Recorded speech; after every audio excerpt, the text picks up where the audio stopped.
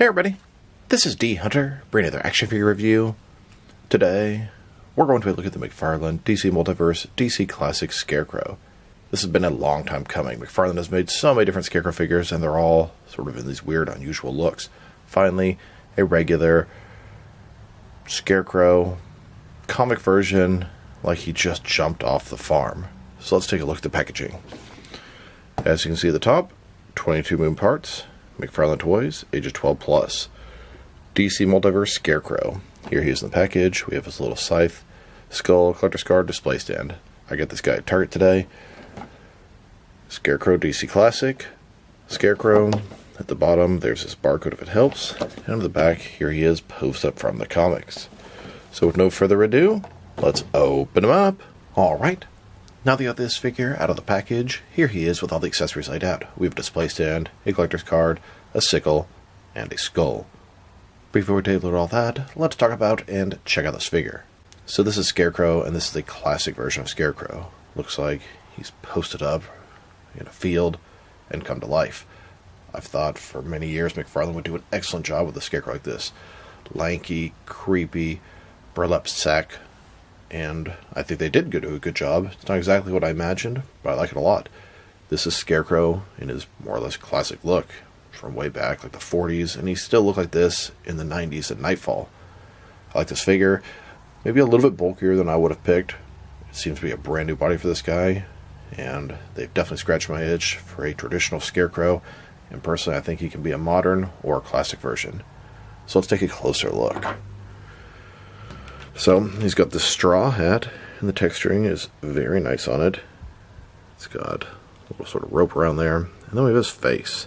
That looks awesome. It looks creepy. He's got red eyes, stitched mouth, the burlap sack brown for his face.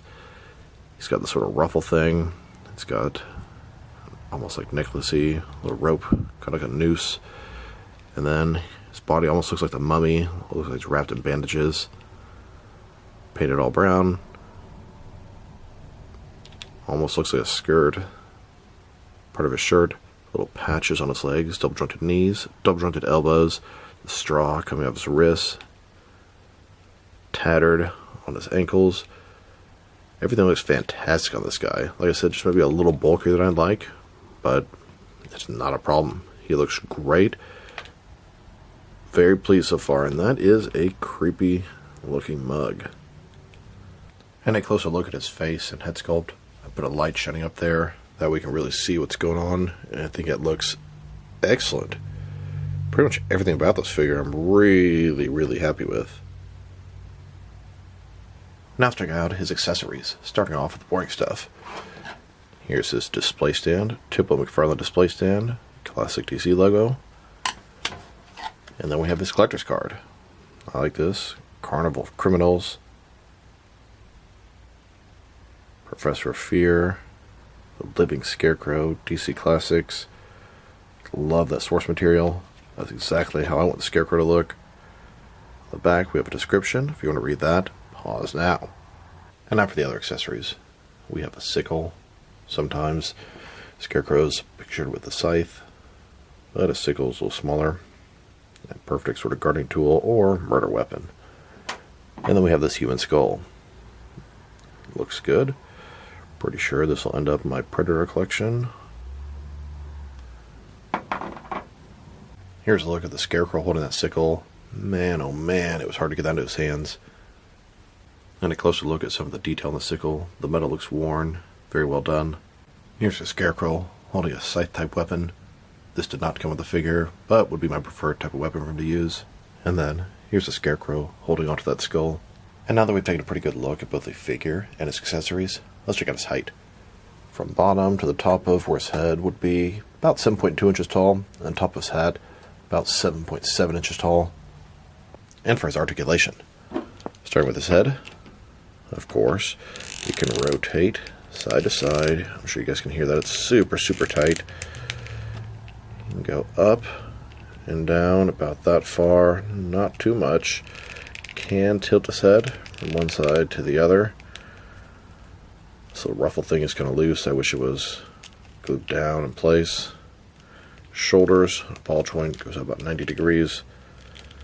Up, down, around. He does have the butterfly ring, although you can barely see it. Increase the range of motion and cover up the gap that would be there. He's got bicep cut, double jointed elbows. His wrist can rotate, and it is hinged as well. Ball joint his torso, rotate around, forward and back. Another one his waist, rotate around, forward and back. Between the two, good range of motion. Not super flexible, but good enough for Scarecrow. Legs go about this far. McFarlane style hip joints. Rotation is pretty much nothing. They go forward, not that far. Back, even less. Double jointed knee. And the ankle. Forward and back. Rotate. Tilt, rock, although you don't get a huge range of motion there. And it's very sort of tight. And toe articulation. Here's a look at the Scarecrow under moonlight in a cemetery of Gotham City. And a close look at Scarecrow holding that skull, getting ready to use his fear gas. Now let's check him out, next to some other action figures, starting off with some other Scarecrow figures. Here's this Scarecrow, next to McFarlane's first Scarecrow figure, and this was such a weird release. Just a torso, really creepy and stylized figure from Batman Last Night on Earth. And the next Scarecrow they made was from Arkham Knight, which is a great creepy design, but pretty far from that Cornfield's comic Scarecrow. And then they made the Infinite Frontier Scarecrow, another really weird stylized design. Both this one and the Last Night on Earth were both from the comics, but far from a classic or traditional Scarecrow, to say the least. And then they made the movie Dark Knight Trilogy Scarecrow figure. Hell, this one might be the closest one to a traditional looking Scarecrow from the comics. Here's a look at all of the McFarlane DC Multiverse Scarecrow figures. We have 9 of them, and this one is definitely by far my favorite, although I'm quite fond of the Arkham and movie versions as well. And here he is, next to all of my DC Direct Scarecrow figures. I believe I'm missing the DC Direct Super Friends cartoon show Scarecrow. Then, with my Mattel Scarecrow figures. And now, with the Remad Custom third-party Scarecrow. Next, with a couple of Mafex Scarecrows. And here, with some older Kenner Scarecrow figures. Here he is, next to a Trick or Treat Studios Goosebumps Scarecrow. And so here are the best offerings by Mattel, McFarlane, DC Direct, and Mafex for a regular-looking comic Scarecrow, at least in my opinion. Now, for so long, this Mattel one has been my favorite, but I think it's been dethroned by McFarlane. I now have a new favorite Scarecrow in my collection. Now, the Mattel one did get the lanky, sort of skinny proportions a little better, but the McFarlane one is just so damn good. Here's a look at all of the Scarecrow figures that I have in my collection. I believe I have all of them in the 6 and 7 inch scale, except for the DC Direct Super Friends Scarecrow. If there are any that I'm not aware of, please drop them in the comments below. Now let's check them out, next to some figures that I use for Scarecrow Henchmen. Here he is, next to a couple of Toy Biz Spider-Man the Animated Series Jack-o'-lantern figures. I got these guys a long time ago when there were no other 6-inch versions of this guy. And then, next to 3 different 6-inch Toy Biz Marvel Legends Jack-o'-lantern figures. And now, with 3 different Hasbro Marvel Legends Jack-o'-lantern figures. Next, with even more Hasbro Marvel Legends Jack-o'-lantern figures. I believe these are based off Spider-Man the Animated Series. Here he is, next to a couple of Arkham Knight-style Scarecrow henchmen. Here he is, next to several McFarlane Fortnite Skull Trooper figures. When they first announced this figure, I thought to myself, this will make a great Scarecrow henchman, and I still think so today. Then, they made the Green Glow Skull Trooper. This guy was a Walgreens exclusive, and I got 4 of them as well to continue the trend of Scarecrow henchmen. And when Jazzwire started making Fortnite figures, they were 6-inch scale. They did the Purple Skull Trooper, and I decided to get 4 of them as well and keep going. And when Jazzwares made the black and white version, I had to get 4 of those as well. And when they made their inverted Skull Trooper, I had to get 4 of those as well. Unfortunately, Hasbro never made a Skull Trooper in their 6-inch Fortnite line. And here he is, next to a loose collector La Muerta figure, kind of like a female Skull Trooper for Scarecrow's gang. Now let's check him out, next to some other recently released McFarlane DC Multiverse figures. Here he is, next to the register of the figures that I found at Target. We have the Red Platinum Guardian, the Hush Riddler, DC Classics Scarecrow, DC Classics Batgirl, and the Red Platinum Dark Flash. Still in the hunt for the Bat Returns wave. the other case assortment that has the Rainbow Batman, Earth 2, Black Mask, and the Page Puncher Wave. And some Spawn figures too while we're at it. Here's the Scarecrow, next to the McFarlane Toy Store exclusive Gold Label Mr. Bones and Obsidian. And here he is, next to the Target exclusive Gold Label Sandman and Mr. Miracle.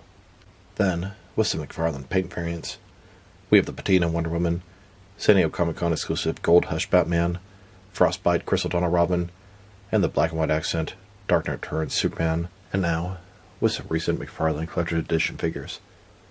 Both the regular and Platinum Chase variants of Dark Archer, Dark Stars, Metron, Kite Man, Mirror Master, and Deathstroke. I'm still on the hunt for both the regular and Platinum versions of the San Diego Comic-Con exclusive Beast Boy. If anybody has some information, can point me in the right direction, or can possibly help me out, please drop me a line in the comments below. It is much appreciated. Here's Scarecrow, next to the previous Batman wave, Troika Batman, Kenner Homage Azrael, and Luke Fox Batwing. And here he is, next to the 4th digital wave, both the regular and Platinum versions of the No Man's Land Batman, Monarch, Disco Nightwing, and Spoiler.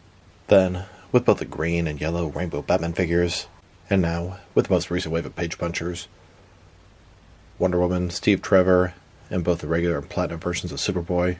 And finally, with the Ross exclusive 3 Jokers Batman, and then David Cornsweat and Hush Superman figures. Now let's check him out, next to some action figures from different various companies, so we can see how he fits in both scale and style-wise, in case you want to know which lines you can mix him with. Since he's a McFarlane toy, they are typically the 7-inch scale. I'm going to start off my comparisons with some of the large action figure lines I collect, and then work my way smaller. But first, let's check him out with some of his McFarlane Toys brothers. In front of you are 5 different action figures, all from McFarlane Toys, all 7-inch scale. And now, with some Jack-specific wrestling figures and Diamond Select toys, here's the Scarecrow, next to a light bulb. And here he is, with some DC Direct and NECA figures. Then, with both some Mattel and Jazzwares wrestling figures. And now, with some Mezco and Mattel DC figures. Next, with some Mafex and Hasbro Marvel Legends. And finally, with some SH Figure Arts and Jazzwares Portnet figures. So overall, this is a fantastic Scarecrow figure. It is pretty much perfect by McFarlane standards. He looks great. The paint job is great. The different shades of brown, the texturing on his hat, his face, his torso, it is all there. The accessories, he has a sickle and a skull. Sure, you could use some more hands or a scythe or, some other things, but I'm very pleased with what we got. His articulation is also very good, albeit a little bit stiff.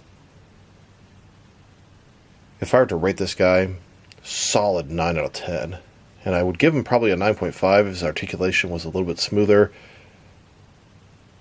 He is a damn fine figure. This is a contender for Figure of the Year, although there have been several of those lately. My favorite Scarecrow, and as you saw, I have a lot of them to choose from. So this is D Hunter. Thank you for watching. If you liked the video, press like below. If you have anything you want to say about the video, add to the comment section. If you want to see additional action figure reviews from me, press subscribe. I do appreciate when you do that. Once again, this is D Hunter. Thank you for watching, and I'll talk to you guys real soon.